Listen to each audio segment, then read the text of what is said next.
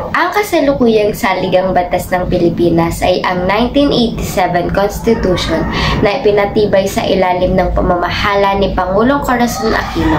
Ito ang pumalit sa 1973 Constitution na ipinatupad ni Ferdinand Marcos. Ang pagpapatibay nito ay kasunod ng Rebolusyong EDSA ng 1986 at ng pagpapahayag ni Aquino ng Proklamasyon Building 3 at 9 na naglalayong ipinatupad ang mga reforma, mga laga ng mga pangunahing karapatan at magtatag ng isang bagong saligang batas.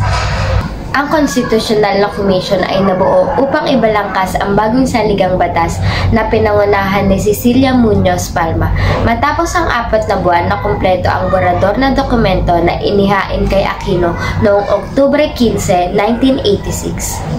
Ang plebisito para sa pagpapatibay nito ay isinagawa noong Pebrero 2, 1987 kung saan 76.37% ng mga botante ang bumoto ng pabor.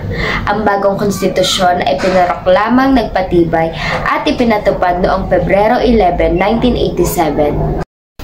Kung ibubuod ang Artikulo 1, nakapahayag dito na ang mga pambansang teritoryo ay binubuo ng Kapuluang Pilipinas, kasama ang lahat ng mga pulo at mga karagatan na nakapaloob dito, at lahat ng iba pang mga teritoryo na nasa ganap na kapangyarihan o jurisdikasyon ng Pilipinas, na binubuo ng mga kalupaan, katubigan at himpapawid din dito, kasama ang dagat teritorial, ang lalim ng dagat, ang kailaliman ng lupa, mga kalapagang insular at iba pang mga puok submarina nito. Ang mga karagatang nakapaligid, nakapagitan at nag-uugnay sa mga pulo ng kapuluan, maging anuman ang lawak at mga dimensyon, ay nagaanong bahagi ng panloob na karagatan ng Pilipinas. Ang pambansang teritoryo ng Pilipinas ay mahalaga sa pagtataguyod ng soberanya, seguridad at kaunlaran ng bansa. Ngayon naman ay magtungo tayo sa Artikulo 2. Ang mga seksyong ito ay naglalarawan sa mga fundamental na prinsipyo ng Pilipinas bilang isang republikang demokratiko, kung saan ang kapangyarihan ay nanggagaling sa sambayanan. Tinatanggap nito ang mga simulain ng batas internasyonal, supremasya ng awtoridad sibilyan at paghihiwalay ng simbahan at estado. Ang layunin ng pamahalaan ay ang kaligtasan, kapayapaan at kagalingan ng sambayanan. Ang mga seksyong 7 to 28 ng Saligang Batas ng Pilipinas ay nagtatakda ng mga patakarang katulad ng malayang patakarang panlabas, integridad teritorial at karapatan sa sariling pagpasya, pagtanggi sa mga sandatang nuklear, makatwiran at dinamikong kaayusang panlipunan, katarungang panlipunan at karapatang pantao, proteksyon sa pamilya, kabataan at kababaihan, kalusugan, edukasyon, siyensa at teknolohiya, paggawa ng ekonomiya at pag-unlad ng tao, komprehensibong pagpapaunlad at reformang agrayan, karapatan ng mga katutubong pamayanan at autonomy ng pamahalaang lokal at pagkamatapat sa lingkurang pambayan. Sa Artikulo bilang 3, nakapaloob ang mga seksyong nagtatakda ng mga karapatang pantao na nagsisiguro ng kalayaan at proteksyon laban sa hindi makaturungang paglabag mula sa gobyerno o sino namang may otoridad. Ilan sa mga ito ay pagtaguyod ng karapatan ng bawat tao sa buhay, kalayaan at ari-arian na hindi maaaring alisin ng hindi ayon sa batas at may pantay na pangangalaga mula sa batas. Pinoprotektahan din ito ang karapatan ng mga tao laban sa hindi makatarungang paghahanap, pagkukumpiska o pag-aresto ng walang waran at sapat na dahilan na napatunayan sa hukom. Gayon din ay ang paggamit ng mga ebidensya na nakalap katulad ng mga pribadong liham o mensahe na hindi sumusunod sa tamang proseso. Ang mga seksyong ito ay nagtatanggol sa mga karapatan ng mga mamamayan tulad ng kalayaan sa paninirahan, paglalakbay at pagkuha ng impormasyon, pati na rin ang proteksyon sa pribadong ari-arian, kontrata at akses sa katarungan. Nakapaloob din dito ang mga karapatang pantao ukol sa pagtatrabaho na hindi dapat nakakaapekto sa kalayaan ng isang empleyado o trabahador ang kalayaan niya sa pagpili. Nakapaloob din sa seksyon na ito na ang sinumang tao maliban sa mga inakasuhan ng mabigat na krimen na may matibay na ebidensya may karapatang makapagpiyansa at palayain bago ang paghatol at hindi dapat patawan ng sobrang laking piyansa. Ang mga seksyong ito ay nagsisiguro ng mga karapatan ng akusado sa isang kriminal na kaso, kabilang ang presumption ng pagiging inosente hanggat hindi napapatunayan ng paratang, karapatan sa patas na paglilitis at hindi pagpilit ng pagtistigo laban sa kanyang sarili. Pinoprotektahan din ng karapatan sa writ of habeas corpus maliban sa mga sitwasyong may pambansang panganib at ang lahat ng tao ay may karapatang magkaroon ng mabilis na paglutas sa kanilang mga usapin. Sa ika-4 na artikulo, nakapaloob ang mga seksyong tumatalakay sa mga kondisyon ng pagkamamamayan sa Pilipinas. Ipinapahayag na ang mga mamayan ng Pilipinas ay ang mga ipinanganak sa bansa, mga anak ng mga Pilipinong magulang at mga naging mamamayan ayon sa batas. Ang katutubong inaanak na mamamayan ay hindi na kailangang magsagawa ng karagdagang hakbang upang mapanatili ang kanilang pagkamamamayan. Ang pagkamamamayan ay maaaring mawala o muling matamo ayon sa batas. Ang mga mamamayan na mag-aasawa ng dayuhan ay mananatili ang kanilang pagkamamamayan maliban na lang kung magtakwil sila nito. Ipinagbabawal ang dalawang pagkamamamayan na itinuturing na salungat sa kapakanan pambansa. Ang lahat ng mamamayang Pilipino na may edad 18 pataas at nanirahan sa Pilipinas nang hindi bababa sa 1 taon at 6 na buwan sa lugar ng botohan bago ang halalan, ay may karapatang bumoto maliban kung inalisan ng karapatang ito ayon sa batas. Ang Kongreso ay inatasang magtakda ng mga sistema upang matiyak ang pagiging sekreto at sagrado ng balota kabilang na ang pagboto ng mga Pilipinong nasa ibang bansa. Ang kapangyarihang tagapagbatas ng Pilipinas ay nakasalalay sa Kongreso na binubuo ng Senado at kapulungan ng mga kinatawan. Ang Senado ay may 24 na miyembro na inihahalal ng lahat ng kwalipikadong botante ng bansa. Ang mga senador ay kailangang natural-born citizen ng Pilipinas, 35 taong gulang pataas, marunong bumasa at sumulat, rehistradong botante at naninirahan sa Pilipinas nang hindi bababa sa 2 taon bago ang halalan. Ang layunin ng Kongreso ay tiyaking maayos at makatarungan ang representasyon ng bawat Pilipino sa paggawa ng batas. Ang Pangulo ng Pilipinas ay isang natural-born citizen, rehistradong botante, marunong bumasa at sumulat, 40 taong gulang pataas at residente ng bansa nang hindi bababa sa 10 taon bago ang halalan. Inihahalal siya ng sambayanan para sa 6 na termino at hindi maaaring muling mahalal. Kung ang isang tao ay humalili bilang Pangulo at naglingkod ng higit sa 4 na taon, hindi na siya maaaring tumakbo muli. Ang pangalawang Pangulo ay may kaparehong kwalifikasyon at termino ng Pangulo. Inihahalal kasabay nito at maaaring italaga sa gabinete nang walang kumpirmasyon. Hindi siya maaaring magsilbi ng higit sa 2 magkasunod na termino. Ang mga seksyon na ito ay tumatalakay sa kapangyarihan ng hukuman, kung saan ang kataas-taas ng hukuman ang may pangunahing papel sa pag-aayos ng mga sigalot at pagpasya sa mga kaso na may kinalaman sa karapatan at kapangyarihan ng pamahalaan. Itinatakda ng Kongreso ang jurisdiksyon ng mga hukuman, ngunit hindi nito maaaring alisin ang kapangyarihan ng kataas-taasang hukuman sa ilang mga kaso. Binibigyan ng mga seksyon ng proteksyon ang kalayaan sa pananalapi ng mga hukuman at ang tamang proseso ng pagpapasya sa kataas-taasang hukuman sa mga mahalagang kaso. Tumatalakay din ito sa mga kapangyarihan at tungkulin ng kataas-taasang hukuman, kabilang na ang orihinal na jurisdiksyon sa mga kaso ng diplomatiko at mga espesyal na remedyo. Ang kapangyarihan itong rebisahin ng mga desisyon sa mga nakabababang hukuman at ang pagbibigay ng mga alituntunin para sa mabilis at makatarungang paglilitis. Tinutukoy din ang mga kwalifikasyon para sa pagiging kagawad ng kataas-taasang hukuman at manghukom ng nakabababang hukuman, pati na rin ang mga pamamahala sa mga tauhan ng hukuman. Kabilang sa mga seksyon ito ay nagtatakda ng mga tungkulin ng Judicial and Bar Council o JBC sa pagpili ng mga kwalipikadong individual para sa mga posisyon sa hudikatura. Pati na rin ang mga detalye tungkol sa paghirang ng mga kagawad ng kataas-taasang hukuman at mga hukom ng mga nakabababang hukuman mula sa listahan ng JBC, ang kanilang sahod at ang kanilang serbisyo habang may magandang asal at kakayahan hanggang sa pagretiro. Dagdag pa dito, ipinapakita sa MEA seksyon na ito ang mga tungkulin ng kataas-taasang hukuman tulad ng disiplina sa mga hukom, pagsunod sa tamang proseso sa pagpapasya ng mga kaso at ang pagtukoy ng mga takdang panahon para sa paglutas ng mga usapin. Kailangan din maglabas ng taunang ulat ng kataas-taasang hukuman sa Pangulo at Kongreso tungkol sa mga pamamalakad at gawain dito. Ikasiyam na artikulo. Ang artikulong ito ay tumatalakay sa mga komisyong konstitusyonal. Kabilang mga paghigpit sa mga kagawad nito, ang kanilang sahod, kalayaan sa pananalapi, at mga tungkulin sa ilalim ng batas. Ipinapakita rin ang mga patakaran sa paghirang ng mga pinuno at kawani, paggawa ng mga tuntunin, at pagtukoy ng mga takdang panahon para sa pagpapasya ng mga kaso, pati na rin ang proseso ng apela sa kataas-taasang hukuman.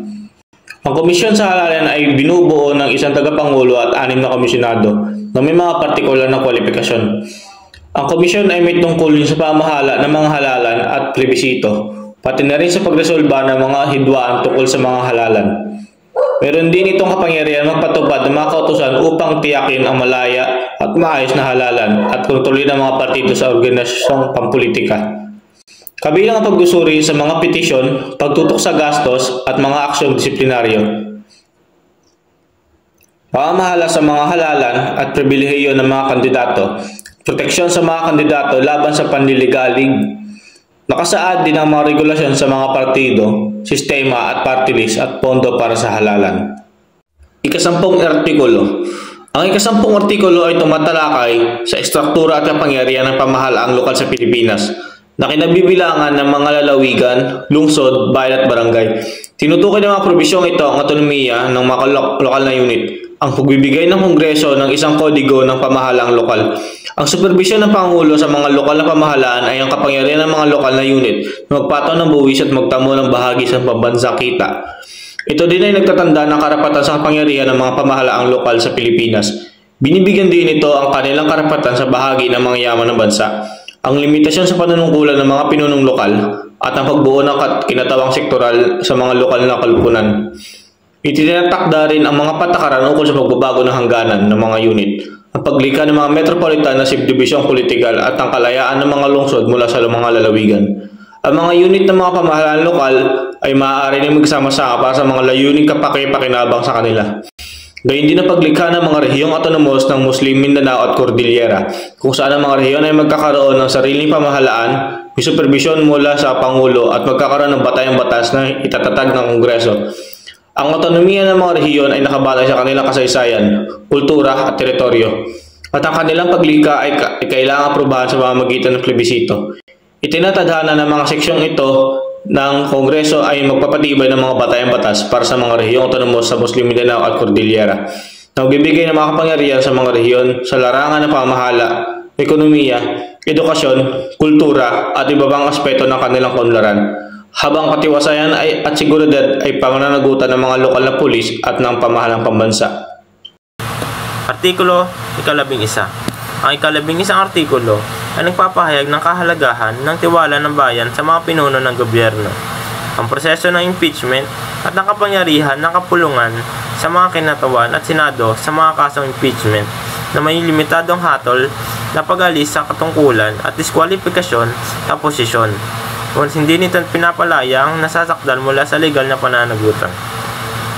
Ito din ay nagtatakda ng mga tungkulin ng Sandigang Bayan at Ombudsman na may mga espesyal na deputy para sa bawat rehiyon at itinakda ang mga kwalifikasyon, hirang at proseso ng paghirang ng Ombudsman, mga deputy, pati na rin ang kanilang mga kapangyarihan at tungkulin sa paglaban sa aktiwalian sa gobyerno. Nilahad din dito ang mga tungkulin, kapangyarihan at kondisyon ng Ombudsman at kanyang mga deputy, kabilang kanilang mga pribilehiyo, responsibilidad sa pag-iimbestiga ng katiwalian at mga hakbang na dapat gawin laban sa mga opisyal ng gobyerno na may maling gawain. Ang kanilang panunungkulan ay may takdang haba ng panahon at hindi sila maaari muli maglingkod o kumandidato pagtapos ng kanilang termino. Nakalahad din dito ang mga patakaran ukol sa pinansyal na kalayaan ng tanggapan ng Ombudsman, pagbawi ng mga ari-arian mula sa opisyal ng gobyerno na nakuha ng labag sa batas, at mga pagbabawal sa mga pinansyal na transaksyon ng mga matataas na opisyal sa gobyerno. Pinipilit din ng mga pinuno at kawani ng gobyerno na magsumite ng deklarasyon ng kanilang mga ari-arian at maging tapat sa Estado, pati na rin ang pagsunod sa batas hingil sa kanilang pagkakamamayan. Artikulo 12. Sa Artikulo 12, nakatakda ang mga reforma sa lupa para sa kapakanan ng mga magsasaka, layuning papabuti ang ekonomiya ng bansa sa pamamagitan ng pantay na pamamahagi ng yaman at paglikha ng trabaho at pagprotekta sa mga likas na yaman at karapatan ng mga katutubong komunidad. Binibigyan din pagkakilala ang kahalagahan ng mga responsableng gamit ng ari-arian at pagpapahalaga sa kabutihang panlahat sa mga negosyong pangkabuhayan.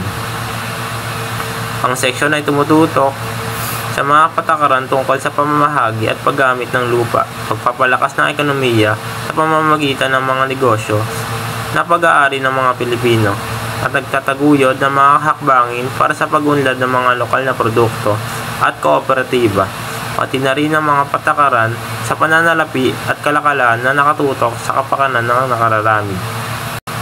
Gayon din ang mga patakaran ukol sa regulasyon ng mga pribadong korporasyon, pamamahala ng mga negosyo sa panahon ng pambansang kagipitan, pagtataguyod ng mga mahalagang industriya at kontrol sa monopolyo para sa kapakanan ng pambayan, pati na rin ang mga regulasyon sa pag-uutang sa ibang bansa at mga parusa ng mga paglabag sa mga probisyon nito.